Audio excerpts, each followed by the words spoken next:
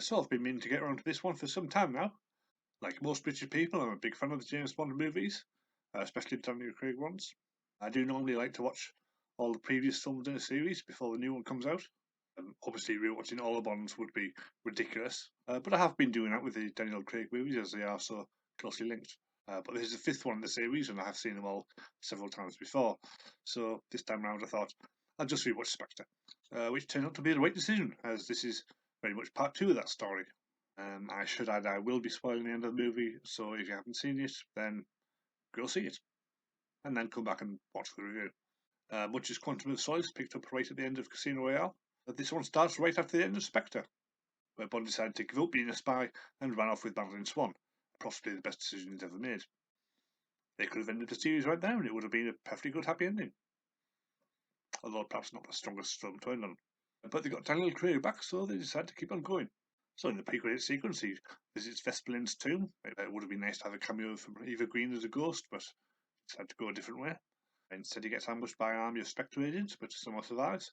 But he blames Madeline and gets shot of her, and spends the next 5 years bumming around on Jamaica, which doesn't really seem like a Bond thing to do.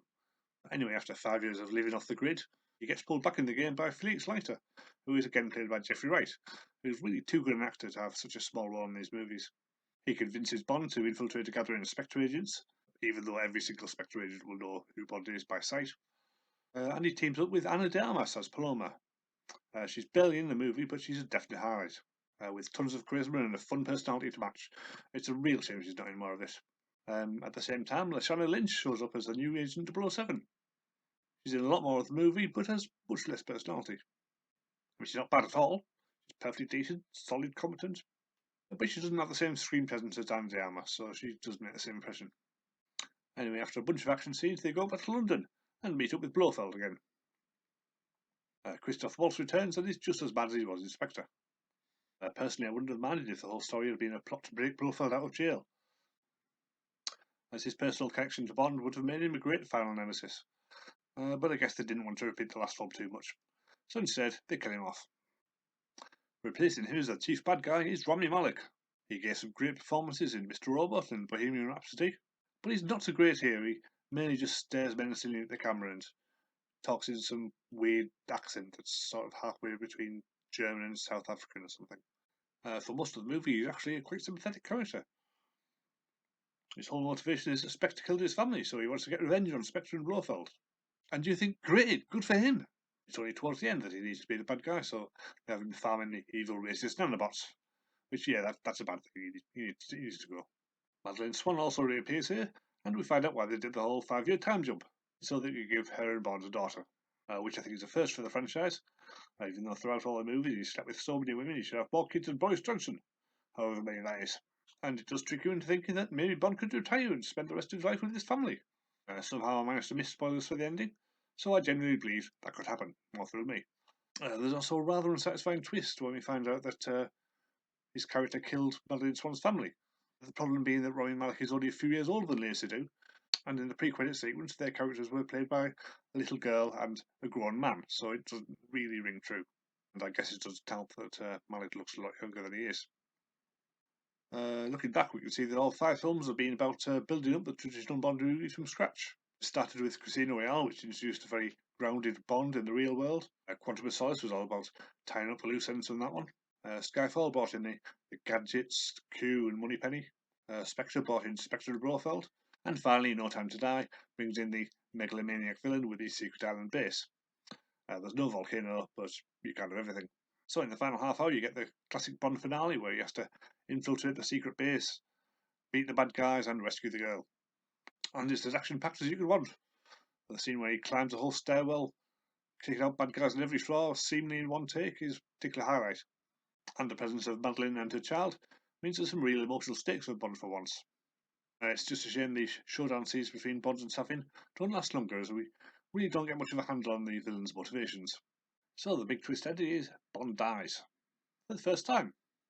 But it does feel a bit off to me. Really, Bond should go down all guns blazing. But instead he kills the bad guy and then just gives up. The reason is he can never go near Madeline or a child again. But still, he should at least made some attempt to free the island, rather than just sitting there and waiting for oblivion. It doesn't seem very heroic.